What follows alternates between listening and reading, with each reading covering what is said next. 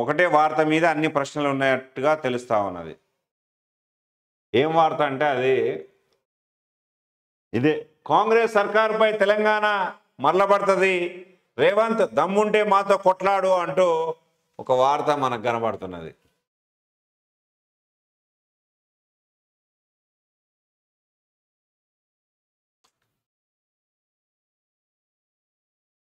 Right, ఇదే ఏంది ఇది, మా మీద కోపంతో రైతులను కష్టపెట్టొద్దు, లగచర్ల బాధితుల కన్నీటిలో కొట్టుకుపోతావు.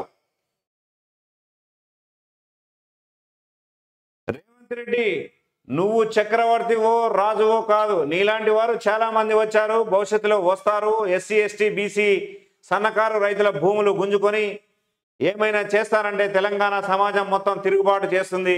ఫార్మా విలేజ్ కోసం రైతులను ఒప్పించడంలో విఫలమైన రేవంత్ సర్కార్ చేతగానితనాన్ని కప్పిపుచ్చుకునే ప్రయత్నం చేస్తున్నది.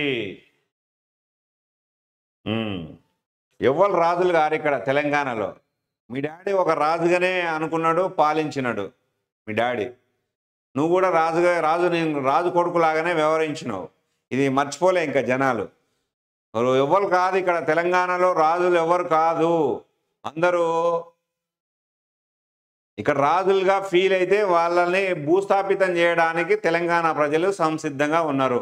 రాజు లెక్క పరిపాలిస్తానంటే, లేకపోతే నియంత్రిత ధోరణితో వాళ్ళు పరిపాలిస్తానంటే ఇక్కడ ఊరుకునే వాళ్ళు ఎవరు లేరు.